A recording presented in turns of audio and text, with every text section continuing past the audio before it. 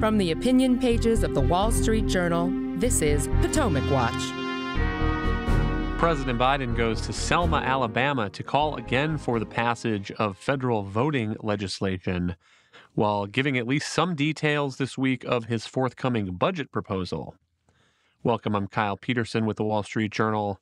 We are joined today by my colleagues on the editorial board, Colin Levy and Kate Batchelder-Odell. Welcome to you both. On Sunday, the president was in Selma, Alabama to commemorate the 58th anniversary of Bloody Sunday. That was the police brutality against a civil rights march in 1965 for the freedom to vote, which was met with police tear gas and batons. President Biden had some remarks about that anniversary, but he also couldn't help making it into a political moment, talking about everything from the price of insulin to his infrastructure law to Democratic plans to federalize voting with a couple of bills in Congress.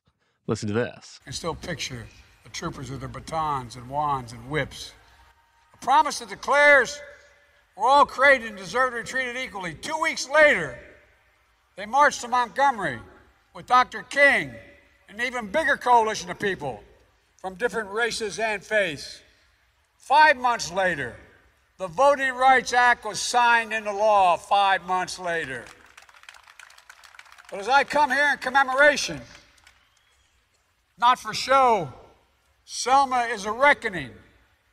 The right to vote, to have your vote counted, is the threshold of democracy and liberty.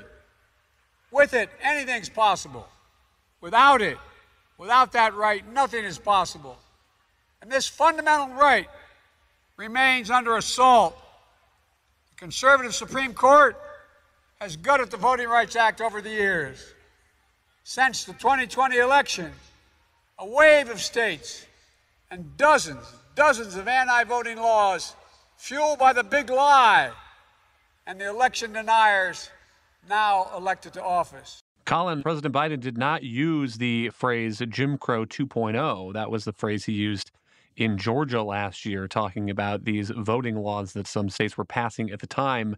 But beyond that, it seems to me that that was the extent of the nuance here in the president's remarks in Selma. Yeah, I think so, Kyle. I mean, look, the memories of Selma are really important to America's memory and reckoning with race, and we should be commemorating these moments. I think that's very important. But turning them into immediate political attacks is just really unfortunate here. President Biden immediately took the opportunity in his speech to lay all the racial justice issues at the feet of the U.S. Supreme Court. Now, that's obviously blaming everything on the Supreme Court is very popular with progressives and with the left right now. But to say that the Supreme Court justices have gutted the Voting Rights Act over the years, I think it's unfortunate. It's not accurate, by the way, and it's deeply misleading. And I think it intentionally inflames racial tensions here. He's also said that since 2020 that a lot of states have passed anti-voting laws.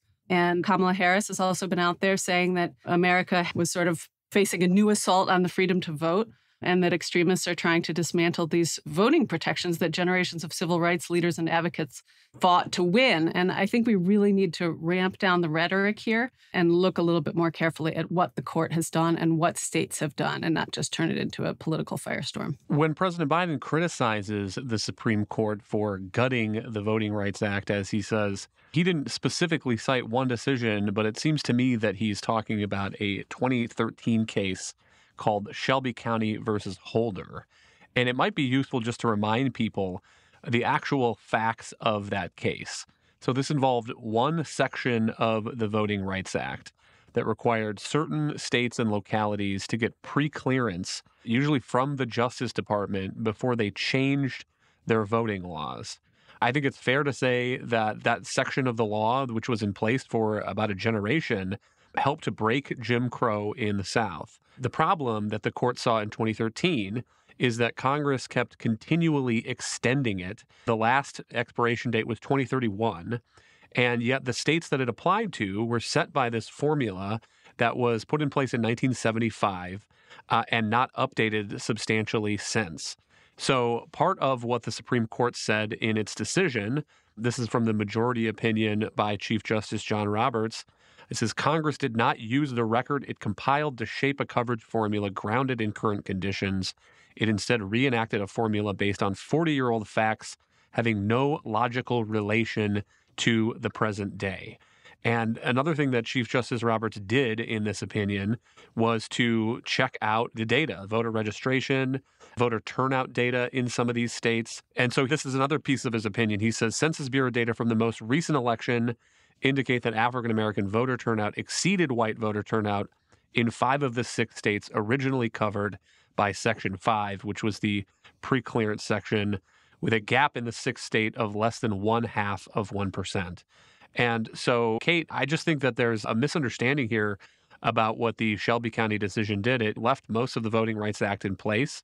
It struck down the coverage formula for this pre-clearance section, though the Supreme Court also said explicitly that Congress was able, if it wanted to create a new coverage formula.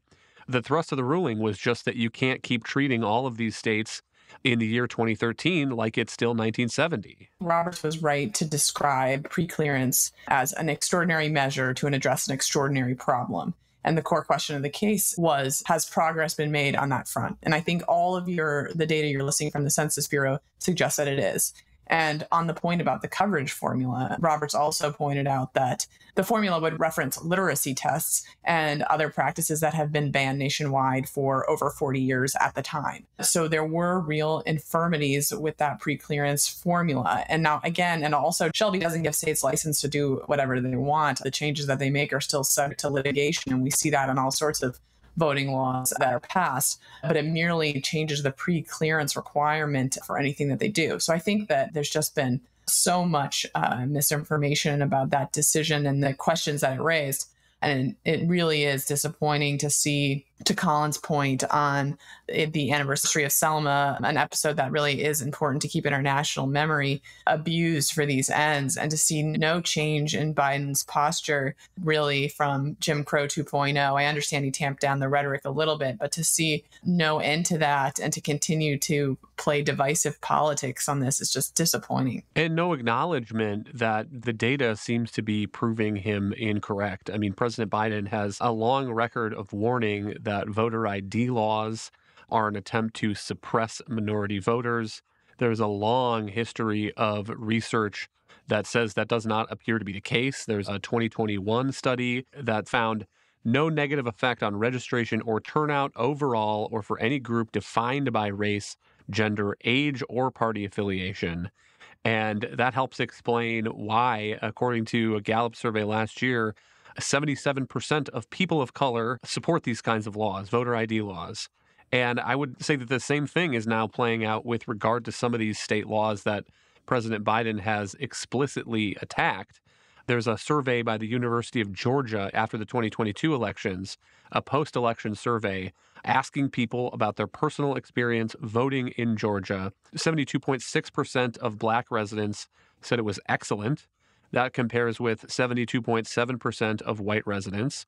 0% of Black residents said they had a poor voting experience in 2022. That compares to 0.9% of white residents. I think those are broadly comparable figures, Colin, and I think they should lead an open-minded observer to the conclusion that a lot of the rhetoric that you heard from President Biden and Democrats around these laws when they were being passed in 2021 and 2022 was really overheated and overhyped. And instead, it seems to me that we are just getting more of the same from President Biden. No, I think that's true for sure. I mean, look, again, as you said, the Voting Rights Act was designed to create federal guardrails around states that were looking for ways to suppress minority influence in elections in the years after Jim Crow.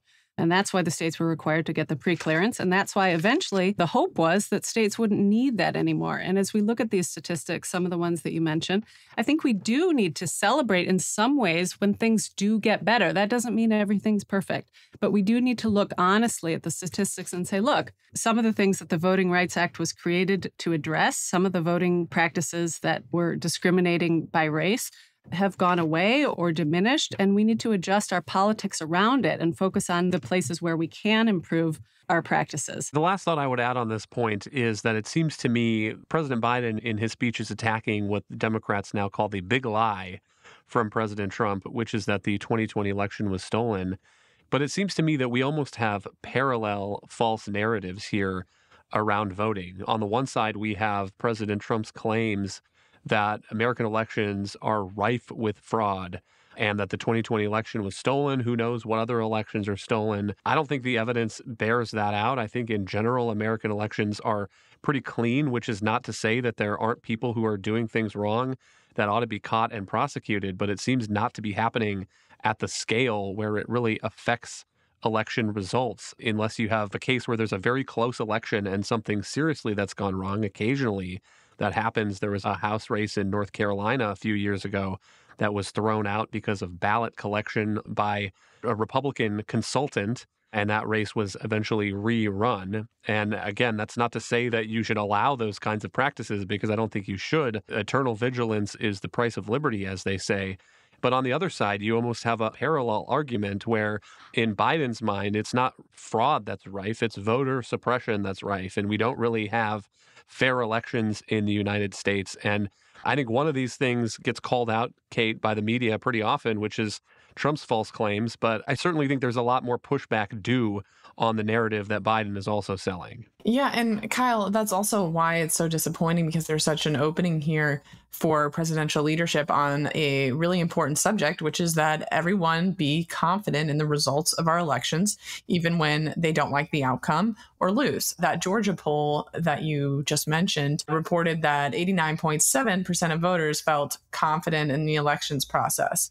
Now, that's probably as high as maybe you could hope Americans to be, but you still would like it to be closer to 100%. And to your point, it's really a bifurcating on both the left and right who are losing confidence in elections. But to see a result like this in Georgia, where you see 95% of people saying they waited less than 30 minutes, which is another important issue, making sure everybody has access to the polls. When you have a smooth process like this, it was an opportunity to say, look, this ad turned out to be a net improvement in how elections are run and change course on the Jim Crow stuff. I mean, we would love to see the rest of the country have results like this, these high levels of confidence, these quick votings, these other good outcomes. And instead, we've seen no real movement in a lot of states, Arizona comes to mind, to clean up their election processes so they produce decisive results quickly. So that is just, again, a regrettable missed opportunity for presidential leadership where it's sorely needed.